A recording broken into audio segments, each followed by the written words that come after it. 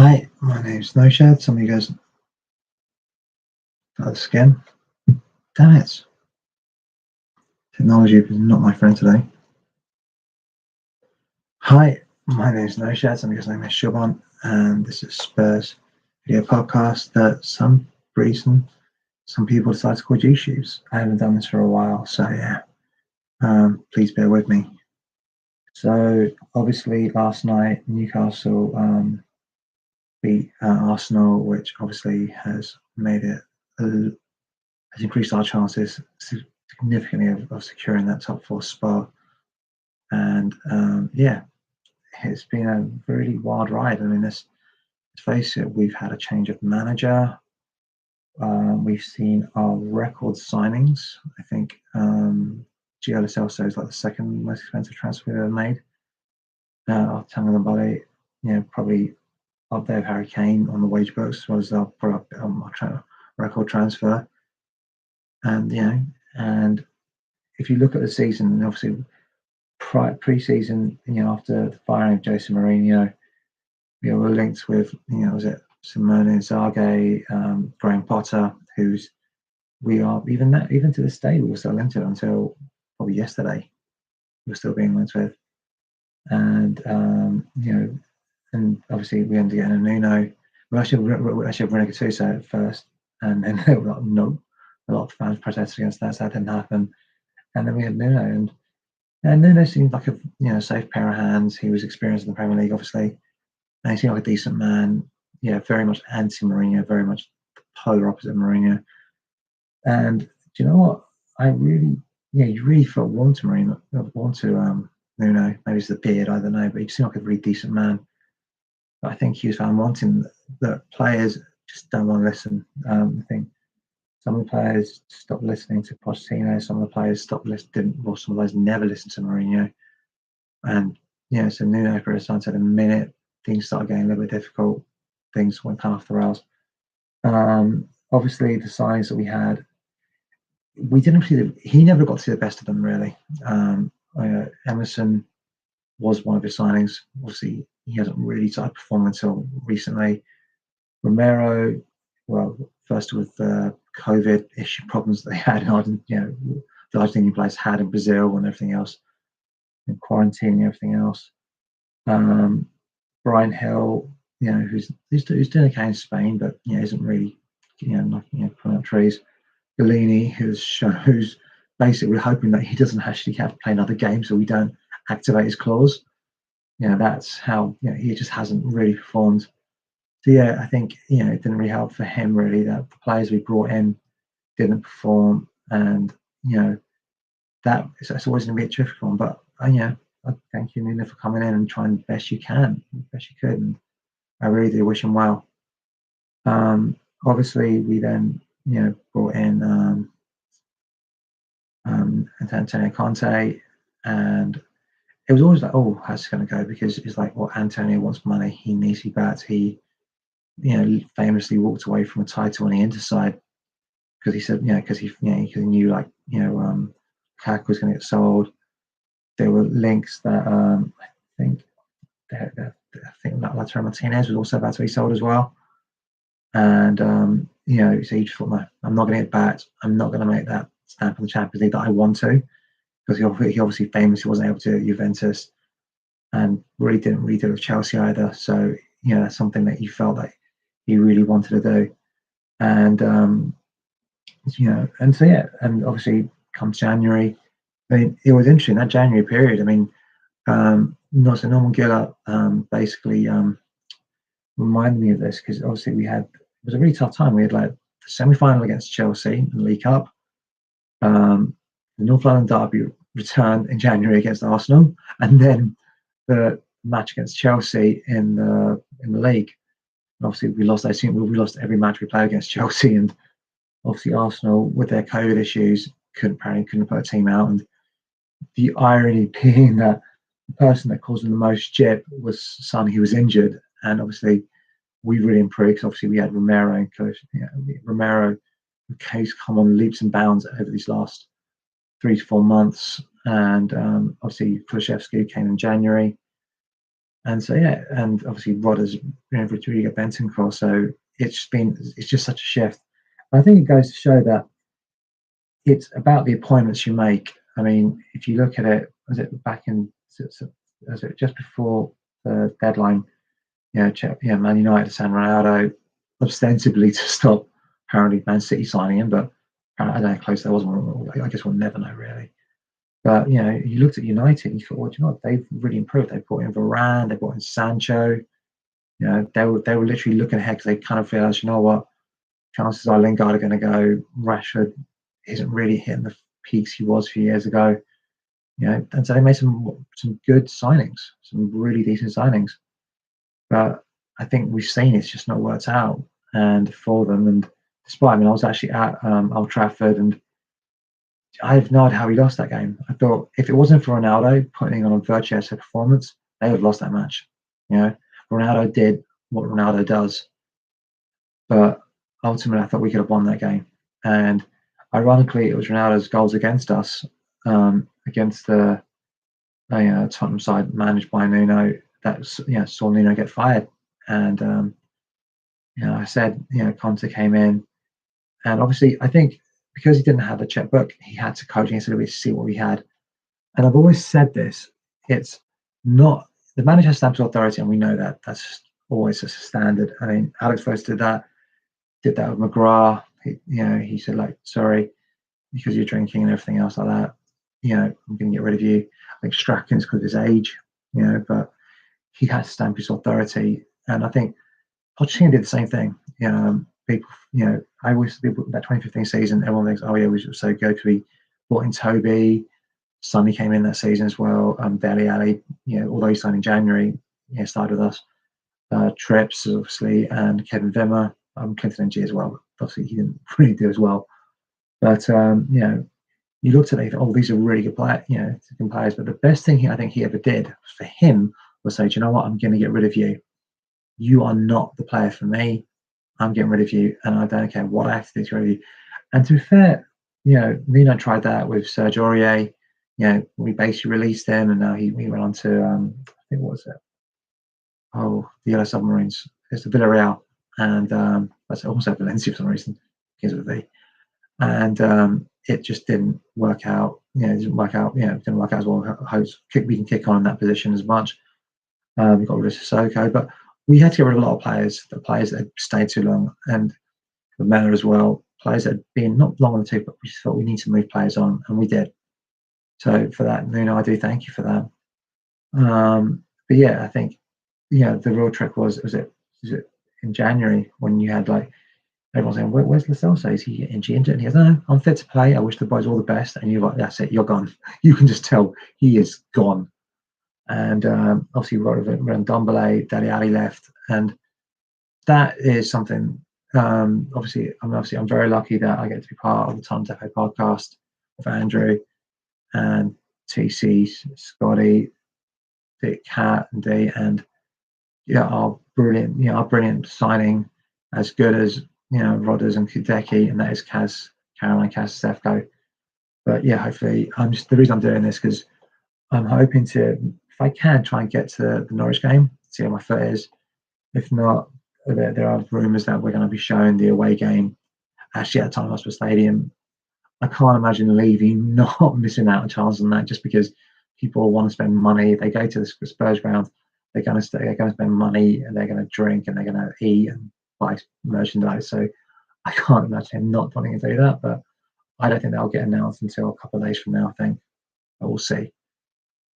No, but like I said, if you look at the site, one of the things he did was say, look, I'm getting rid of Donkey, I'm getting rid of Jersey, and those are two, if not a record signers there, they're as close as, I mean, Donkey was 63 million, but to be fair, it's structured. There's loads of add-ons, this, and people say, why does Daniel Levy do all that? I think he does all that because not all the players will work out, and I think we've done that with Galini. We've took him on a loan, see how he does, and if he does really well, we'll buy him. I think part of that is due to the collapse of the transfer market, combination of, let's face it, teams overspent, so they're hemorrhaging cash, and obviously COVID as well massively impacted revenues, gates receipts. Obviously, team wanted to go back because they started showing loads of games for free, So that also affected things. But if you look at it, I think since Paratici's come in, I think his first on window is pretty poor. I mean, Galini, well, Romero aside, Galini, Brian Hill, Emerson, who's unfortunately for him playing out of position really hasn't really worked out. But January, we did bring in with Kulusevski and Rodgers. I, obviously Kulusevski will get more thing, but I'm a huge fan of Rodgers. I think he's someone who's really calm pressure. I think the problem is he is playing. He's being overplayed because we just don't have that quality to come in and replace him. And that's something I want to talk about in my next video after this, because you're not going to have like I'm just trying. I'll try and split it apart really.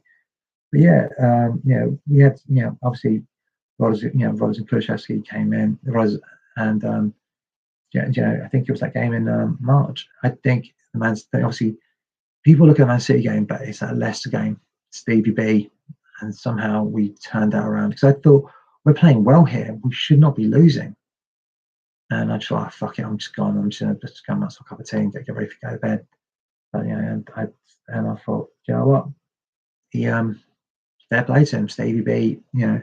He won goal of the season. I was actually at the ground on Sunday when they did the awards, and you could tell he was a bit nonplussed about it. It's as if he's gone. I feel sorry for Stevie B because why we continue to play Lucas over him, I don't know. Personally, I would be disappointed if we kept both Lucas and Stevie B, because disappointed if we get Lucas and I'm disappointed if we lose Stevie B. And that's just the way it is. But I just don't see how Stevie stays when we're in a World Cup year. But and I think we've had disappointing performances. Obviously, the Southampton, the Wolverhampton Wanderers, and that's very disappointing how we did not turn up.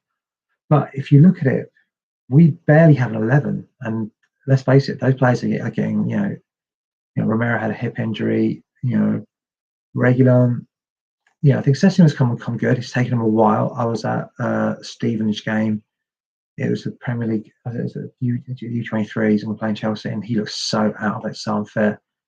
I do think that he's going to be one player that you got to look at. I think is he going to be able to keep his fitness, because hamstrings being the way they are, they can go. If it's just about can he stay fit for us. But if he can, do I see him forcing his way to England team? Possibly, because I don't really. I think Luke Shaw don't really rate him that much, and I don't think we've had any players come in. Obviously, Saka's one from being a left wing back to now playing on the front attacking three. So I just don't see that happening really.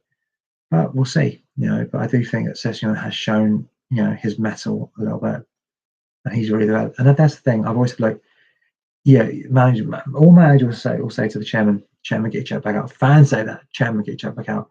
For me, it's that coaching. You have to be willing to coach. And he's got buy-in from his players. I mean, Kane is really, I think the fact that thankfully City have bought Haaland, I don't think, I think Kane will sign a new contract. But we'll talk that in the next thing about the transfers I want to see come in. But no, I mean, we've had some really amazing games in City away, because I was again, I remember that game, I thought, I'm going to absolutely fucking schlocked here. I'm just doing some cooking. But I thought, you know what, screw it, I'm going to watch the match anyway. I watched the game and I'm so glad I did. I couldn't believe how well it was. City will win the league, I think, and they are a phenomenal side. And they gave us, it was like, I can't remember the fight it was actually. I want to say Clay Guida versus Tyson Griffin or something. It was one of those matches where just hell for leather, just throwing shots. Or if those remember Brian Stanley versus Van Silva, they were just like both guys are normal. I was not down. The other guy was not down. It was one of those. And to go toe to toe with someone like City, but not playing on City's terms though. And that's, I think, the interesting thing is that we found a way that works, like as counter-attacking, using the pace of Sonny, using the dribbling of Kulusevski, who's he's physically very, very strong. I think if we can work on being his ability to go back to goal, bomb a defense, bomb a player out of his way, and then slip and turn and to beat a player that way, that will be interesting to see how that works. And obviously Kane's incredible passing ability. I just think the difference between us and going for the league title, and the reason I thought that Liverpool let back into the game, the reason sometimes we think we didn't win matches is that we couldn't bring them off the bench. And I think what Conte has done with R11 is amazing. I mean, Eric Dyer has, he'll get Eric Dyer a lot of shit, but he's really developed. He's become a leader. And here's the thing about Eric Dyer. I mean, I always thought of him as being like, I don't know, the Zeppo of the Marx Brothers that were, Jan and Toby. Do you know what I mean? That he was Zeppo. I mean, he was important, but he wasn't the. If you thought Jan or Toby's like, oh my god, how are we going to go?